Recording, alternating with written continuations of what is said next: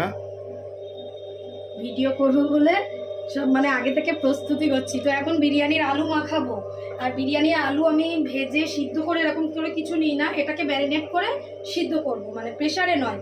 তো দিয়ে দিলাম টক দই, এটা রসুন বাটা, এটা আদা বাটা, এটা নুন, এটা ঝাল লঙ্কা গুঁড়ো, এটা লাল লঙ্কা গুঁড়ো। এটাকে ম্যারিনেট করে রাখবো কিছুক্ষণ। তাহলে তো বিরিয়ানিতে তো এও দেবে, বুঝ দেবে। হ্যাঁ, বুশ একটু দেবো, দিচ্ছি, মানে এটা দেবো একটু কালারের জন্য আলুতে, বিরিয়ানিতে দেবো না, শুধু আলুতে দেবো কালারের জন্য।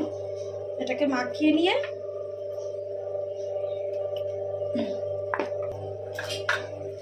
আর দিয়ে দেবো এই রংটা। আমরা বিরিয়ানিতে মোটামুটি এই রংটা ইউজ করি, তবে আলুতেই বেশি দিই, অন্য কিছুতে দিই না। এই দেখো পুরো লাল লাল আলু হয়ে গেছে। এখানে বিরিয়ানির আলুটাও ম্যারিনেশন করা হয়ে গেল। এটা হলো বড়দের বিরিয়ানির আলু ম্যারিনেশন, আর একটা হবে ছোটদের, কিন্তু সেটা ম্যারিনেশন করবো না, সেটা